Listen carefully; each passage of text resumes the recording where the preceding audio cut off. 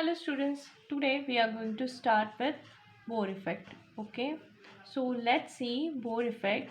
The first thing what you have to understand before studying this Bohr effect, what is the location? Okay, so this Bohr effect, it takes place in the tissues, okay, which are highly involved, which is very active, okay, in where the respiration rate is very high. So it is found in metabolizing tissues. Okay, so for example, let's take example of muscles. Okay, so in muscles you will see this Bohr effect. So what I will do is I'll draw this muscle. Okay, this muscle, when you are talking, when you are walking, running, okay, when you are doing exercise, that time your muscles, okay, the continuous contraction relaxation takes place. And this is like what happens is oxidation of food takes place, and OT is utilized for this. Okay, like the mitochondria, they are the powerhouses, so they utilizes all this oxygen, and what is formed, CO2 is formed. Okay, so let's say here is your blood capillaries. Okay, the blood capillaries, they are carrying pure blood. Okay, what it contains, it contains oxygen. The capillaries that are surrounding these muscles, they are carrying oxygen. So what happens here, the diffusion, okay, like the oxygen. So what these capillaries do, they provide this oxygen, okay, to the muscles, because the muscles, when they are continuously in work, they require oxygen. Okay, so here Bohr effect works. How? Say students, if you see this RBC, okay, RBC is a carrier molecule. It is an oxygen carrying molecule. We'll call it as a carrier molecule. Okay, oxygen carrier molecule. So what is its function is, it carries the oxygen, okay, to all the tissues of your body. Now this RBC, it contains hemoglobin. Okay, the hemoglobin is the main protein that helps in binding with oxygen. Okay, so hemoglobin, if you see the structure of hemoglobin, there are four peptide chains. Okay, four peptide chains: alpha 1, alpha 2, beta 1, beta 2. Okay, this chains, they have center. Okay, the center at which this, okay, oxygen gets attached, they have ion center.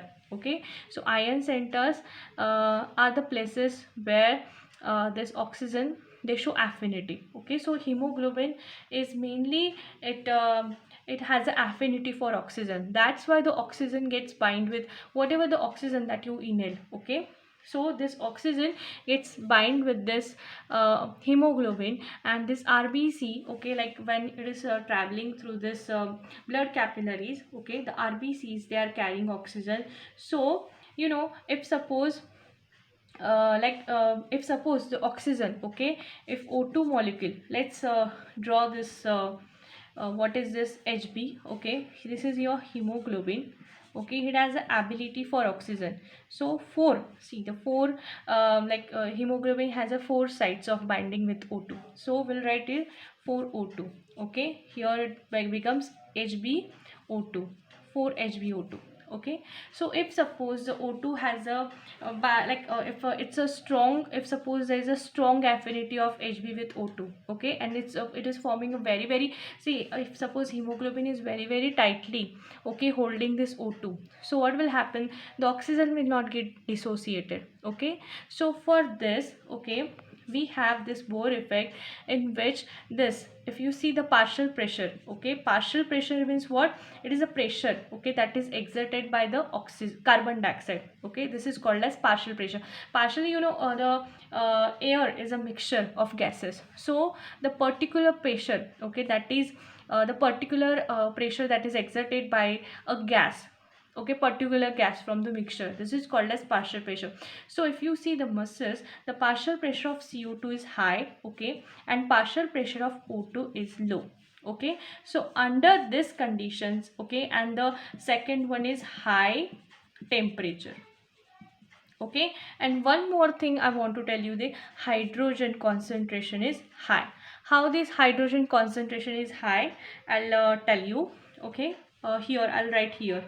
Okay, so when this carbon dioxide, okay, it get dissolved okay, and it forms carbonic acid, H2CO3. H2CO3, carbonic acid, and it dissociates as carbonic acid is a very unstable product, so it dissociates into H plus HCO3 minus. So bicarbonate ions are formed. Bicarbonate is formed, and H plus is formed. Protons are formed. Okay, so because the H plus concentration becomes high, okay, so pH becomes low. So under these conditions, these are the favorable conditions in which, okay, it favors the the dissociation of oxygen from this hemoglobin. So what happens here is, wait, I'll show you here.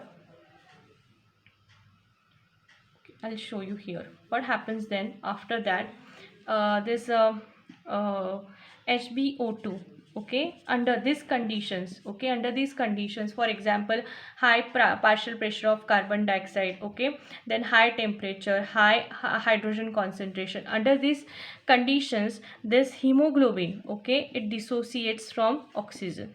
Okay, so what will happen, the oxygen will get free.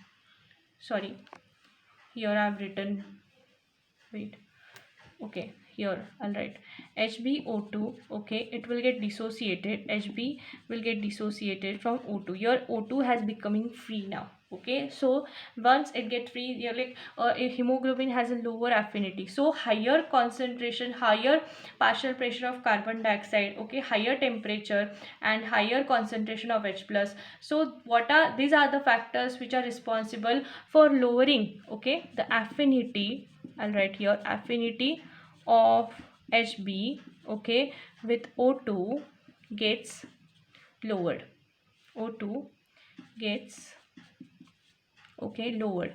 So what will happen that after that, once the affinity gets lowered, it's very if there is no affinity, then hemoglobin will get dissociated from oxygen, and your oxygen, okay, from this capillary will be provided to the muscles. So this is called as Bohr effect.